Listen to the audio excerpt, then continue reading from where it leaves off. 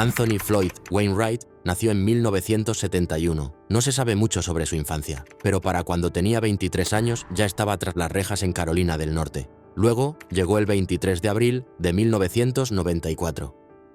Wainwright escapó, no estaba solo. Otro preso, Richard Hamilton, se fugó con él. 4 días después, los dos hombres llegaron a Lake City, Florida. Fue ahí donde la vieron. Carmen Gayhart. Apenas 23 años. Madre de 2 hijos. Conocida por su amabilidad, conocida por el profundo amor que tenía por sus niños. Ella estaba en el estacionamiento de un supermercado Winn-Dixie. Wainwright y Hamilton obligaron a Carmen a entrar en su propio auto. Tenían un arma y la hicieron conducir. La llevaron a una zona apartada en el condado de Hamilton. Ali la agredieron y le quitaron la vida. Más tarde, su cuerpo fue encontrado en un área boscosa. Presentaba señales de haber sufrido daños graves, tanto físicos como de otras formas dañinas.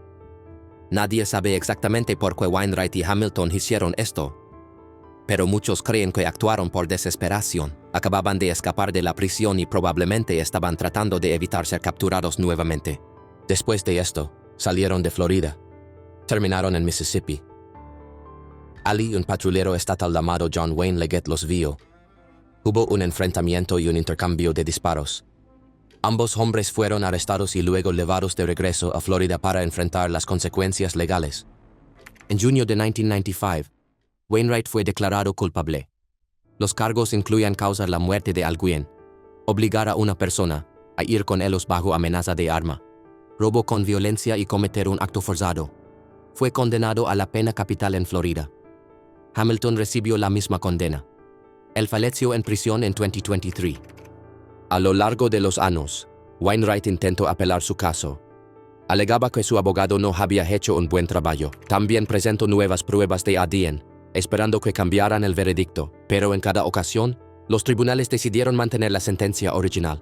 En julio de 2023, la Corte de Apelaciones del 11 Degrees Circuito de AWU dijo que las nuevas pruebas de ADN no eran lo suficientemente contundentes para modificar la decisión.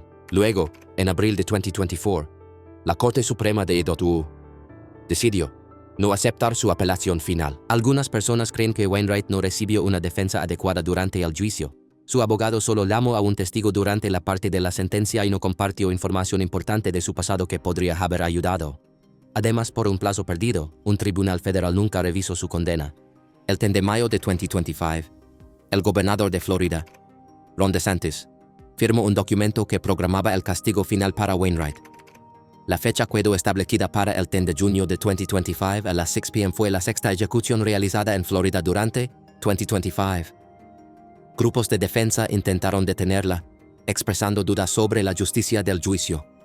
Pero el 29 de mayo de 2025, la Corte Suprema de Florida rechazó una apelación de último minuto. La siguiente víctima fue encontrada en el piso de la cocina, pero lo que llevó a ese momento es aún más difícil de comprender. Gregory Hunt nació en 1960. Hay muy poca información disponible sobre su vida temprana, pero lo que sí sabemos es que para 1988 vivía en Córdoba, Alabama, y llevaba aproximadamente un mes saliendo con una mujer llamada Karen Lane. El 2 de agosto de 1988, Karen Lane, de 29 años, fue encontrada inconsciente en la cocina de su apartamento. Vivía allí con una compañera de cuarto. La noche anterior, los vecinos reportaron haber escuchado gritos y sonidos de cosas rompiéndose dentro del apartamento. Una persona dijo haber visto a Hunt entrando a la fuerza por una ventana. Otra recordó que Hunt había perseguido el auto de Karen por la ciudad esa misma noche. La autopsia mostró que había recibido alrededor de 60 golpes. Unos 20 de esos golpes fueron en la cabeza. También tenía costillas fracturadas, una aorta desgarrada y daños en varios órganos internos. Cerca de su cuerpo se encontraron un taburete manchado de sangre y un palo de escoba. Los médicos forenses detectaron signos de contacto físico forzado. Se encontró ADN en su boca. Sus brazos mostraban señales de que intentó defenderse. Los investigadores también encontraron la huella de la palma roja de Hunt en las escaleras y sus huellas dactilares en una mosquitera de una ventana en la parte trasera del apartamento. En 1990, Hunt fue declarado culpable de 3 cargos graves. Uno estaba relacionado con la muerte de Karen durante lo que parecía ser una entrada forzada. Los otros 2 cargos estaban vinculados al contacto físico forzado. Un jurado de 12 personas votó sobre su castigo. Once eligieron la pena máxima según la ley de Alabama. El tribunal siguió esa recomendación. Con el tiempo, Hunt intentó impugnar su sentencia. Dijo que sus abogados no habían presentado suficientes detalles de su pasado que podrían haber ayudado en su defensa. También aseguró que el contacto físico no ocurrió como lo describieron los fiscales. Pero cada vez que apeló, los tribunales negaron sus solicitudes. La gobernadora de Alabama, Kay Ivey, aprobó una ventana de 30 horas para llevar a cabo la ejecución. Ese periodo comenzó a la medianoche del martes 10 de junio de 2025 y terminó a las 6 am del miércoles 11 de junio de 2025. El procedimiento tuvo lugar en la instalación correccional William C. Holman en Atmore, Alabama. Hunt eligió un método llamado hipoxia por nitrógeno. Esto consiste en respirar gas nitrógeno puro, lo que lentamente elimina el oxígeno del cuerpo. Esto provoca la muerte por falta de oxígeno.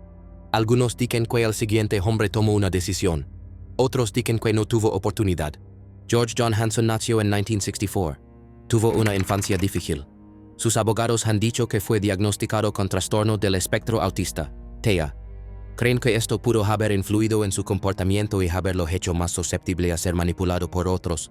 No hay mucha información pública sobre su familia, pero su equipo de defensa afirmó que a menudo era manipulado por personas con personalidades más fuertes, especialmente Victor Miller, quien estuvo involucrado en el mismo caso. En agosto de 1999, Hanson y Miller desataron una ola de violencia en Tulsa, Oklahoma. Se llevaron a Mary Bowles, de 77 años, y su vehículo del estacionamiento de un centro comercial. La obligaron a entrar al auto y la condujeron a una zona remota con grava cerca de Owasso. Ali, el dueño de la propiedad, Gerald Max Thurman, los vio y se acercó al grupo. Miller usó un arma y le quitó la vida a Thurman.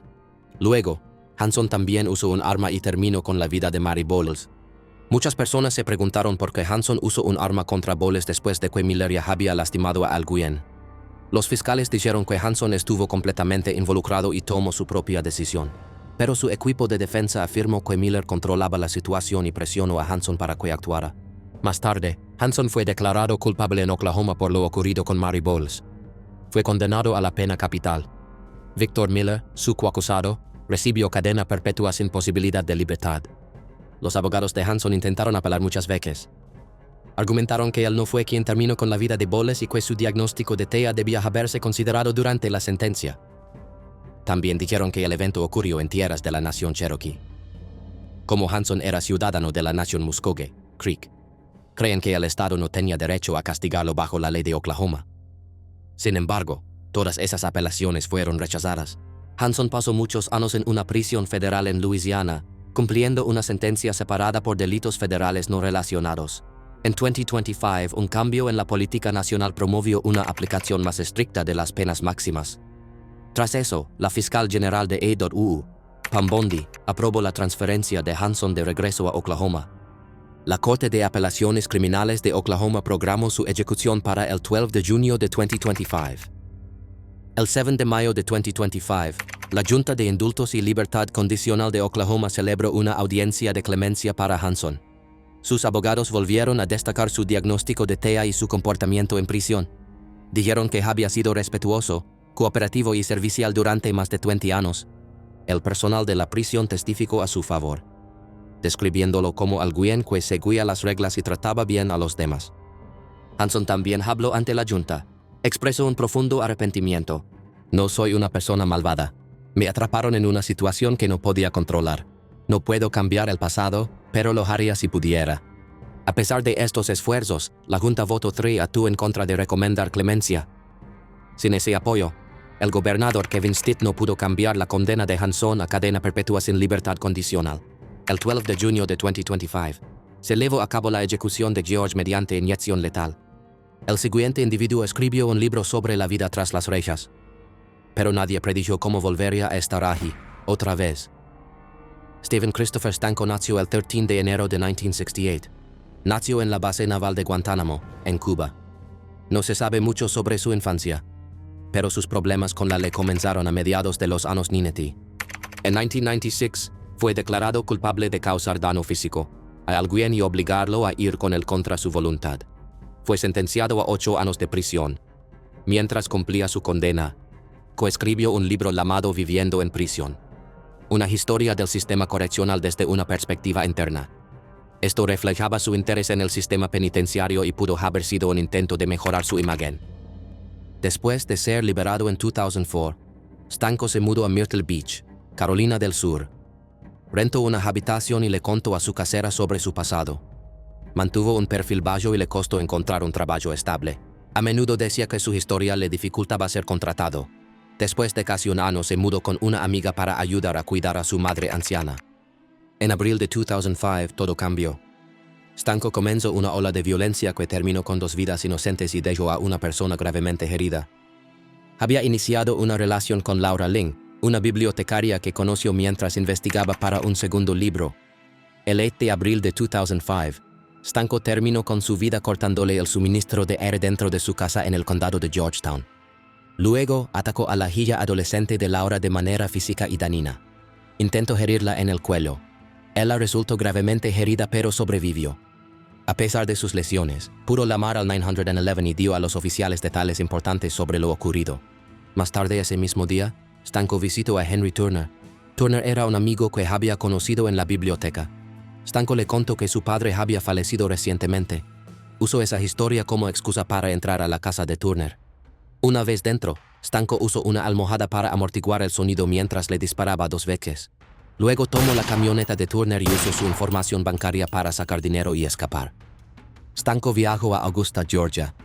Esto ocurrió durante el torneo de los maestros, por lo que le fue fácil mezclarse entre la multitud. Conoció a una mujer en la iglesia y se quedó en su casa por un corto tiempo. Le mintió diciendo que era dueño de varios restaurantes Hooters, pero la mujer luego lo reconoció por las noticias y contactó a las autoridades. El 12 de abril de 2005, los marshals de EWU lo encontraron y arrestaron. No ofreció resistencia. Fue juzgado 2 veces. Un juicio fue por lo ocurrido con Laura Ling y su hija.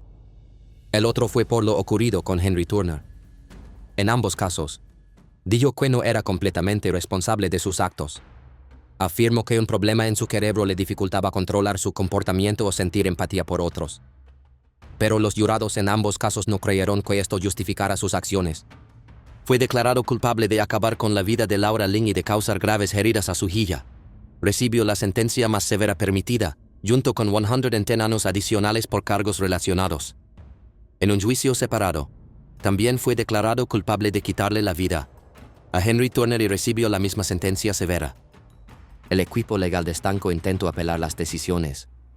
Argumentaron que sus abogados no hicieron bien su trabajo y no presentaron información importante que podría haberle ayudado. También dijeron que su abogado tenía un conflicto de interés. A pesar de estas afirmaciones, los tribunales decidieron mantener los fallos originales. Al principio, Stanko consideró elegir el pelotón de fusilamiento como método de ejecución. Pero en abril de 2025, cambió de opinión. Otro hombre llamado Michael Maddy había pasado por ese mismo método y no salió bien. Testigos dijeron que los últimos momentos de Maddy fueron prolongados y dolorosos porque algunos disparos fallaron el blanco. Este incidente preocupó a Stanko, temiendo enfrentar la misma situación. Por eso eligió recibir una inyección letal. Este método también tiene sus problemas, incluyendo reportes de personas que sienten que se están ahogando. Su sentencia se llevó a cabo el 13 de junio de 2025. Pero como una noche de fiesta se convirtió en uno de los casos más inquietantes de Florida, Thomas Lee Gudinas nació en 1973. No hay mucha información pública disponible sobre sus primeros años. A principios de los años 90, vivía en Orlando, Florida. Compartía un apartamento con varias personas. Según ellos, solía salir a bares locales.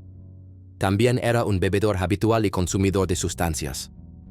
En la noche del 23 de mayo de 1994, Michelle McGrath, de 31 años, fue a un club nocturno en el centro de Orlando llamado Barbarellas. Fue vista por última vez saliendo sola del club alrededor de las 2:45 a.m. A la mañana siguiente, su cuerpo fue encontrado en un callejón junto a la escuela Pache. Presentaba heridas severas en la cabeza. Había señales de que había sido lastimada de una manera extremadamente perturbadora. Los investigadores también encontraron marcas de mordidas y evidencia de que objetos extraños habían sido usados para causarle daño. Sus brazos mostraban señales de que había intentado defenderse. Varios testigos ayudaron a avanzar en la investigación. Un trabajador de la escuela dijo haber visto a un hombre corriendo desde el callejón donde se encontró a Michelle.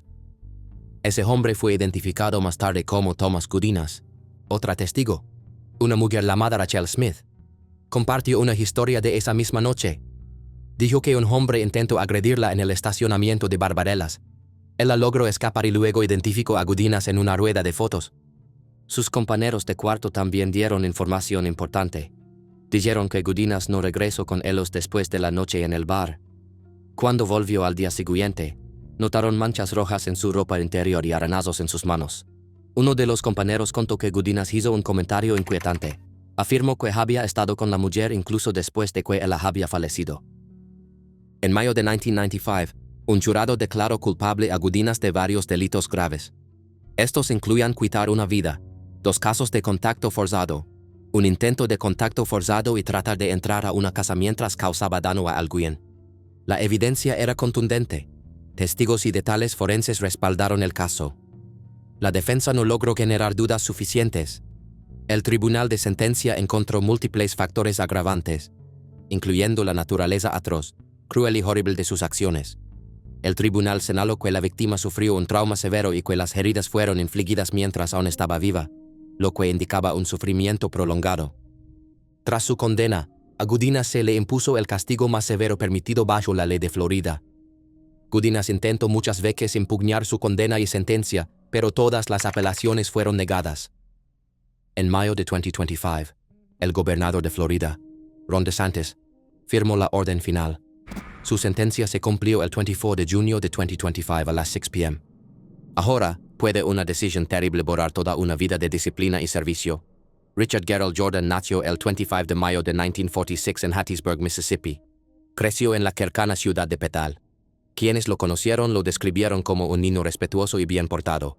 También le iba bien en la escuela.